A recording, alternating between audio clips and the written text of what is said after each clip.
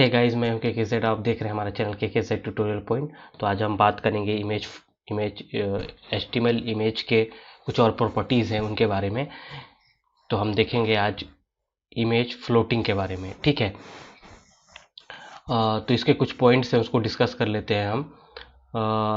Use the CSS float property to let the images float to the right और to the left of the text. मतलब इस HTML images में हम अपने image को CSS की कुछ प्रॉपर्टी यूज़ करके हम अपने इमेज को लेफ्ट टेक्स्ट से लेफ्ट भी कर सकते हैं या राइट भी कर सकते हैं। वो प्रॉपर्टी आपकी फ्लोट प्रॉपर्टी है, ठीक है। ये CSS में बेसिकली जो ये पॉइंट है वो CSS से इंक्लूड है, लेकिन मैं इसमें कुछ चीज़ें ऐड कर देता हूँ। ये फ्लोट जो है वो CSS की प्रॉपर्टी है, ठीक है।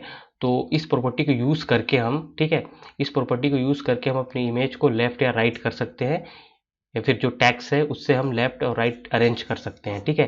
ये बेसिकली अपने इमेज को अरेंज करने के लिए टैक्स, जब हम टैक्स और इमेज दोनों के साथ हम काम करते हैं, ठीक है, तो अपने जैसे आप मैगजीन वगैरह में देखे होंगे कि इमेज को कैसे रीअरेंज किया जाता है और टेक्स्ट को कैसे रीअरेंज किया जाता है। जैसे अखबार वगैरह में देखे होंगे आप कैसे इमेज को लेफ्ट राइट किया जाता है, उसके जस्ट कॉर्नर पे इमेजेस या फिर टेक्स्ट जो होते हैं वो लिखे हुए होते हैं, ठीक है। उसी टाइप से आप फ्लोट प्रॉपर्टी का यूज़ करके अपने इमेज और टेक्स्ट को अरेंज कर सकते हैं, ठीक है। ये बेसिकली CSS की प्रॉपर्टी है।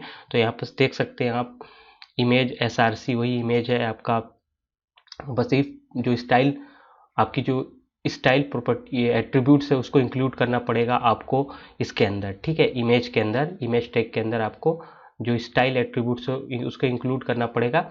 और डबल स्कोर में फ्लोट कॉलन राइट, ठीक है। उसके बाद सेमी कॉलन से आप टर्मिनेट करोगे इस स्टेटमेंट को और इसे फिर डबल से उसे आप उसे क्लोज कर दोगे। तो यहाँ पर देख सकते हैं बस इसकी स्टाइल एट्रीब्यूट यूज़ किया है हमने, ठीक है। स्टाइल एट्रीब्यूट यूज़ किया इमेज टैग के अंदर। उसके बाद हमने डबल स्कोर में फ्लोट डॉट कॉलन राइट, फिर उसे सेमी कॉलन से टर्मिनेट किया, फिर डबल स्कोर को फिर से हमने लगा दिया है, ठीक है। तो हम इसमें देख सकते हैं जो स्टाइल जो है वो स्टाइल प्रॉपर्टी है आपकी। फ्लोट जो है वो CSS की प्रॉपर्टी है, ठीक है।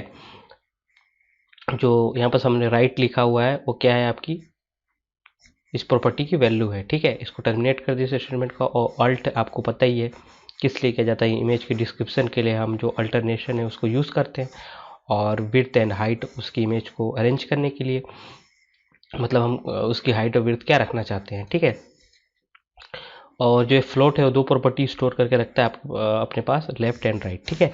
तो हम एक बार इसको कोड करके देख लेते हैं। उसके बाद तो पहले मैं HTML यूज़ करूँगा, फिर उसके बाद इसको टर्मिनेट करूँगा, ठीक है। यदि आपने मेरे पिछले वीडियोस नहीं देखे हैं तो मेरे प्रीवियस वीडियो देख सकते हैं, इसमें सब कुछ बताया गया है। फिर मैं हेड सेक्शन को क्लोज करूँगा।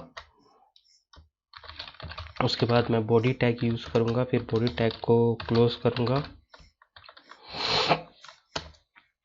उसके बाद मैं यहाँ पर से एक H1 टैग लूँगा। उसके बाद इस H1 टैग को भी मैं क्लोज कर दूँगा, ठीक है, क्योंकि मैं इसके अंदर एक चीज़ लिखने वाला हूँ, हेडिंग देना चाहता हूँ, इसलिए इमेजेस फ्लोटिंग, ठीक है। उसके बाद फिर मैं यहाँ पर एक इमेज टैग लेता हूँ, SRC लूँगा, उसी इमेज को images dot to dot GPG, ठीक है, GIF, ठीक है। उसके बाद मैं इसे क्या करूँगा,